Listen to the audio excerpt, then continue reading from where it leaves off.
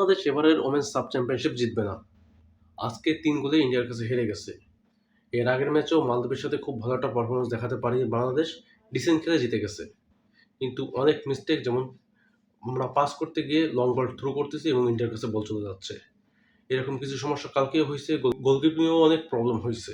কিন্তু বাংলাদেশ এখনও পর্যন্ত টুর্নামেন্টে টিকে আছে, কারণ মালদ্বীপকে আমরা লাস্ট ম্যাচে হারাই দিছি এবং আমরা নেক্সট ম্যাচ খেলবো সেমিফাইনাল ম্যাচ, যেটা হবে নেপালের সাথে সম্ভবত।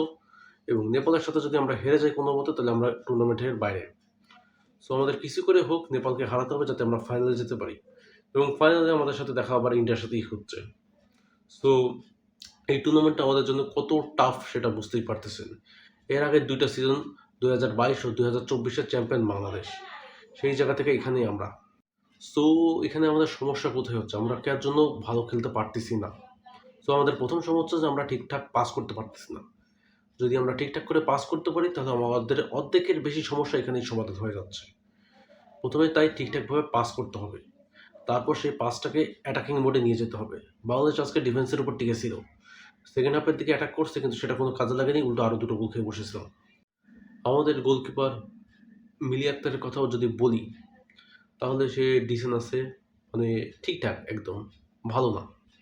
এশিয়া কাপে আমরা তাকে যেভাবে দেখছি, এখানে তার মাত্র 50%।